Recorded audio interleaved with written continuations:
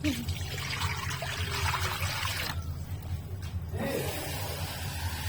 trouble na yun. Diyan ba rin? Tingin ko sa kanya. Sabi gusto mo, kahit... Ang gagawin. Follow ako muna. Sabi ko ito.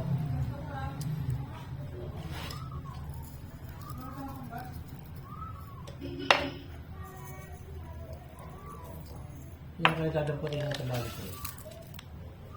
Ang dami na yan. Ang dami dadamputin na yan.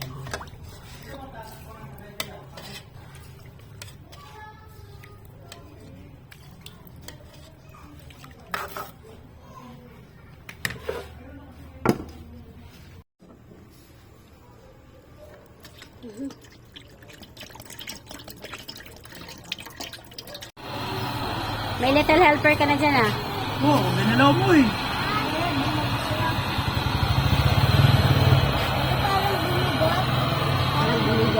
Oh, kain ka muna.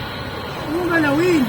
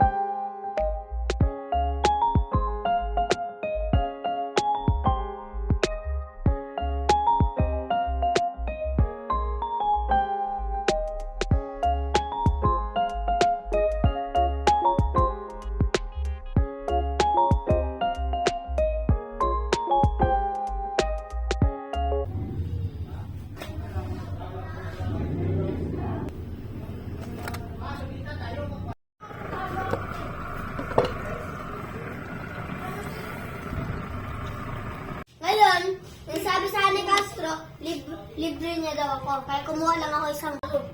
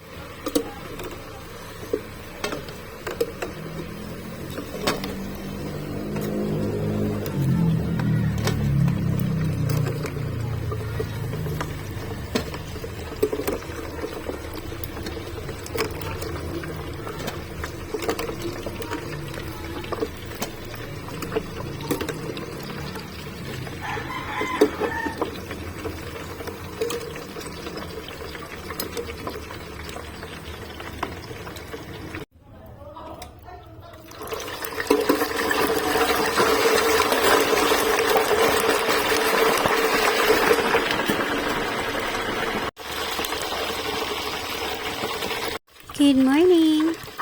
Natapos ko nang maprito lahat ng kamote fries, kaya ngayon ay ito namang chicken.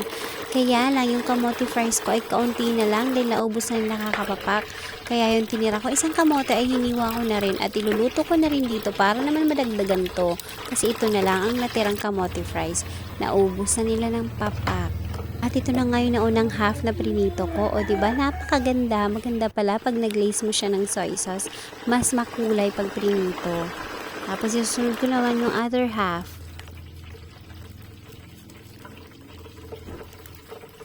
Ito ito na nga yung unang kalahating na prito ko. Ngayon, ihihiwa ko siya. Gugupitin ko pala para ma-check ko kung lutong-luto ba yung ilalim at kung juicy ba. Dahil kung medyo mapula-pula pa yung ilalim na, ipa-fry ko na lang siya ulit. At ayan nga, medyo juicy. Tapos yung sa bandang thigh part, ang medyo madugu-dugu pa, chos. So, itutuloy ko na nga ng cut yan para ma-fry ko na rin siya na nakakat na para talagang maluto yung loob. Pero ito namang sa bandang breast part ay okay na to. Napaka-juicy na. At alam nyo, napakabango. Nakakatakam na talaga.